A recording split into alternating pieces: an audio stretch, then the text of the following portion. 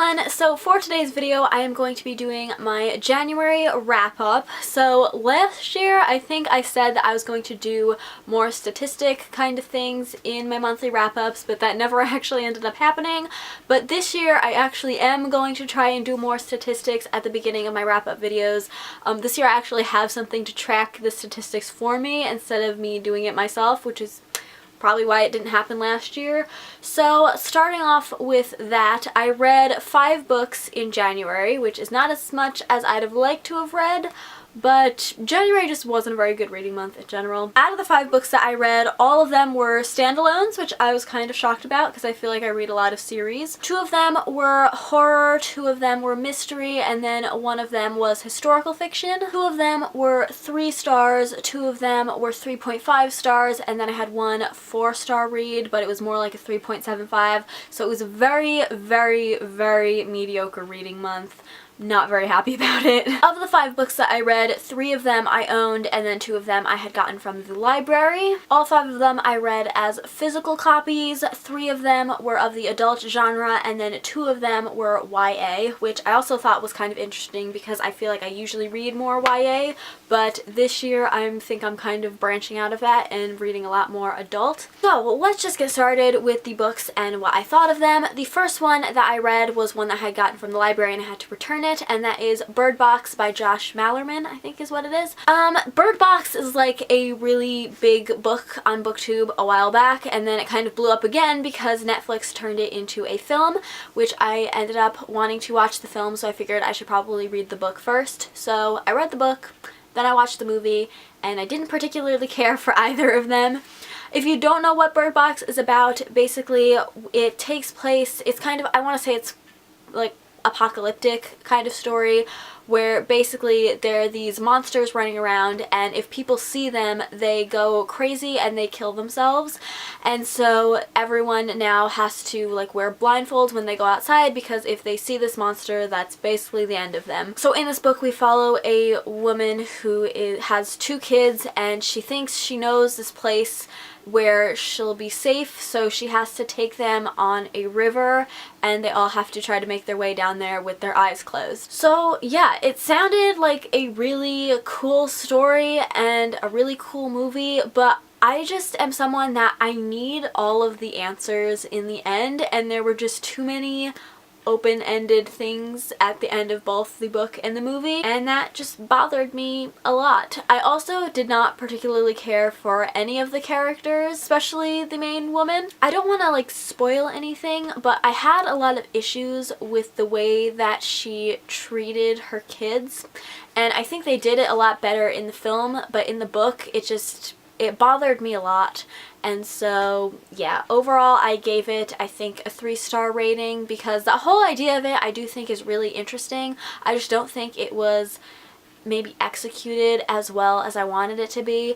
But I will say there was one part in the book where I was genuinely like this is tense. But other than that, it was all just very mediocre. The next book that I picked up was Through the Woods by Emily Carroll. This is a collection of short horror stories in the format of a graphic novel. So I don't usually like graphic novels. I tend to avoid them like the plague. I think my main issue with graphic novels is that there's like too much going on for me to like be able to really concentrate on it, and my main problem is with a lot of dialogue and just like a lot of action happening on one page.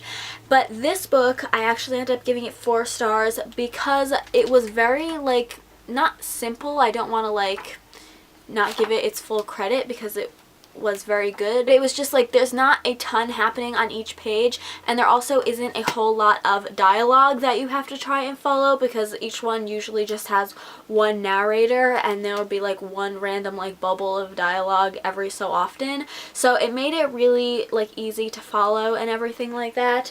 But the same thing kind of happened in Bird Box, where I feel like there was too many like open endings, and I just really like things to be completely concluded and all of my questions answered. But overall, I did really enjoy the art and the stories, so I gave it 4 stars. I then picked up The 7 Husbands of Evelyn Hugo by Taylor Jenkins Reid. This is a book that you have probably heard about on BookTube if you've been watching it for any amount of time. Everyone basically loves this book, and so I was very, very much looking forward to reading it. If you don't know what this book is about, basically we kind of follow 2 storylines. I consider this to be historical fiction, even though like one storyline takes place in the present, but the majority of it takes place in the 50s through the 80s, sort of. So there is this actress called Evelyn Hugo, and she was most famous like through the 50s and the 60s and stuff like that, and she's known that throughout that whole time she has had 7 husbands. So she's very like Marilyn Monroe-esque kind of character. The part of the story that takes place in the present day, she is obviously very old at this point, and she decides to share her story with a journalist called Monique. And so for the majority of the story we kind of go back and forth between Monique's sort of storyline, but then the majority of the chapters are told from the perspective of Evelyn back when she was going through her whole life and all 7 of her husbands and everything that happened in between and all the stuff that people had never known about. So once again, this is one of those stories where it sounds super duper interesting, but then when I actually read it, I don't think it was executed as well as I was hoping it would be. So for one, I didn't really enjoy Monique's character at all, and I could pretty much care less about her whole storyline, as bad as that sounds. Evelyn Hugo's story I did really enjoy, which was good because the majority of the book was her story, but after a while her story did begin to get a little bit repetitive, and by the end it was a bit stale, and I also wasn't super invested in her romance story.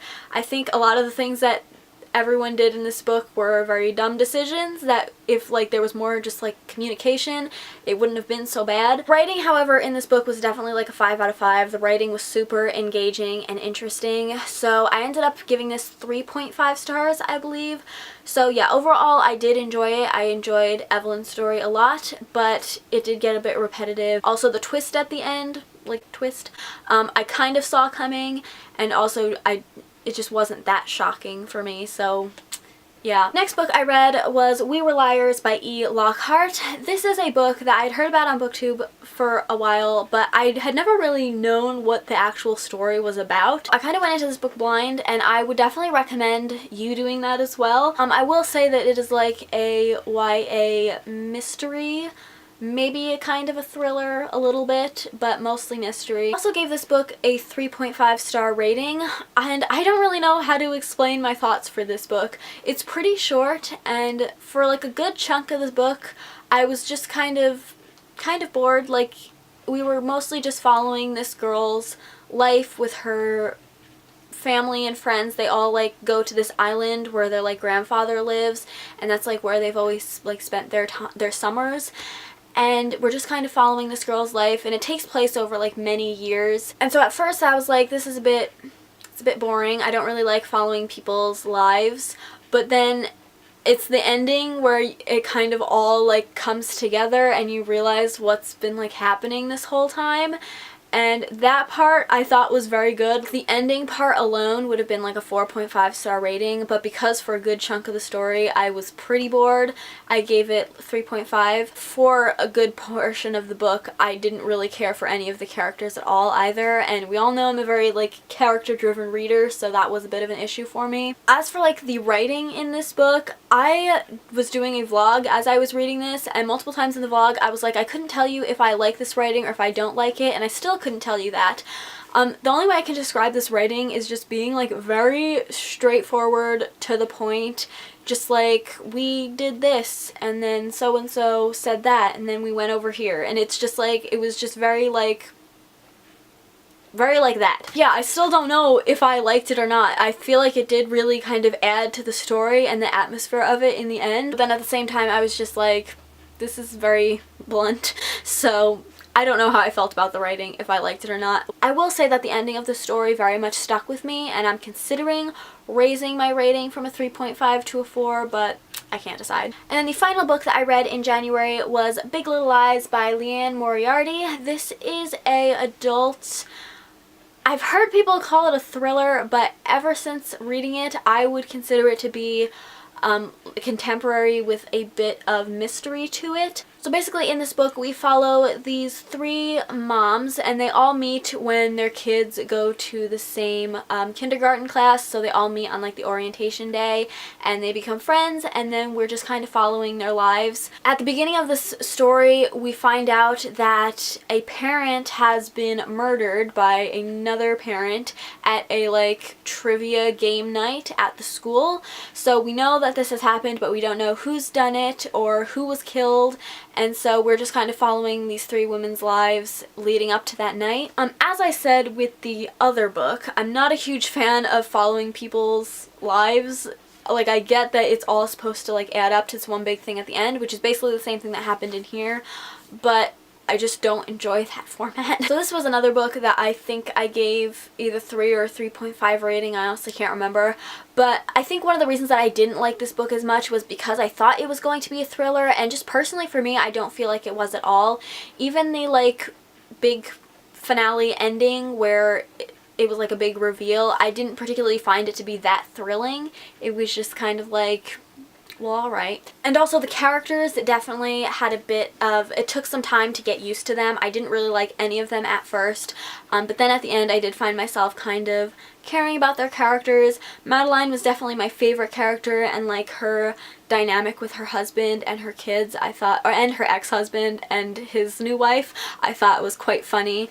And so yeah, I'm definitely interested in watching the TV show after reading this book, but overall, like, as a book, it's also a very big book. It was just like a lot of life that I didn't care to read about. Those were all of the books that I read in January. I hope this video made any bit of sense, because I feel like I really wasn't getting my thoughts out correctly. But yeah, I hope you guys enjoyed this video. If you did, please give it a thumbs up and subscribe if you haven't already, and I will see you in my next one. Bye! You hear that, Samson?